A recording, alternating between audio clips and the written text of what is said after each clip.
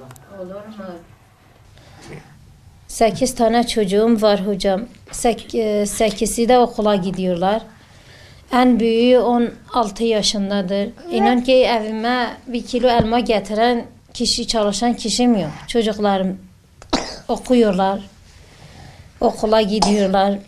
Köyde hocam işte 2 sene önce eşim traktör devirdi. Kaza yaptı. Vefat etti. 8 çocuğuma bakıyorum.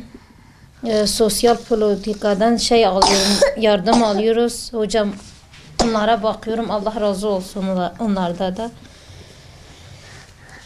O yardımı elektrik, su faturasına ödüyoruz. Da bize çok zor oluyor. Çünkü dolabın fişini çekmişim. Yemekleri dezgahın üstüne koyuyorum. Kışın diyorum dolap çalışmasın, bu parayı ödemiyoruz. Çamaşır makinesi sadece de onu çalıştırıyoruz hocam. Bir de onları banyo yaptırmak için sobanın üstüne koyuyorum. Sobanın üstüne su koyuyorum. Her gün bir kişininkinin başını yıkıyorum. Yardım ediyorlar, Allah razı olsun, ama biz bu yardımla geçinemiyoruz. İstiyoruz devlet bize ve çocuklarımıza sahip çıksınlar. Biz de istiyoruz bu çocuklar topluma, devlete, herkese çocuklarımızın bir faydası olsun. Öğretmen olsunlar, doktor olsunlar. Okumayı çok istiyorlar. Zaten kızlarım çok istiyorlar. Cumartesi, pazar da kütüphaneye gidiyorlar. Evde kalmıyorlar. Her zaman okuyorlar. Ben de istiyorum onlar bir yere gelsin diye. Televizyon haberlerde duyduk, televizyonda dediler elektrik parası almayacağız. Biz istiyoruz hepsi almasınlar. Bir de su faturası bile almasınlar. Biz ödeyemiyoruz. Bizim için çok zordur. 8 çocuk büyütmek çok zor geliyor.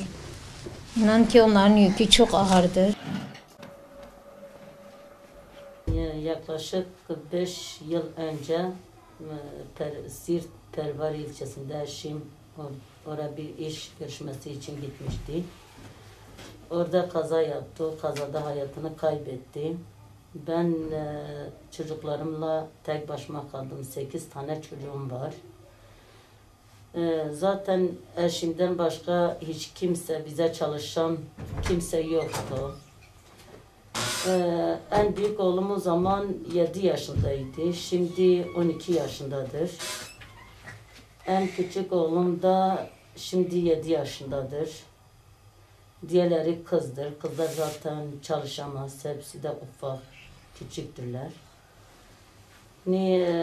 Sosyal politikaya başvurduk. Bir tek orada yardım alıyoruz. Sağ olsunlar, Allah razı olsun onlardan. Bize verdiği maaş bize yetmiyor. 8 çocuğumla, bir de bu elektrik faturasıdır, su faturasıdır. Bize yetmiyor. Zaten orada aldığımız maaş çoğu elektrik faturasına, su faturasına gidiyor. Kalan para da çocuklara yetmiyor. Bu okul masrafıdır, onların arzağıdır, budur, şudur, gerçekten yetmiyor.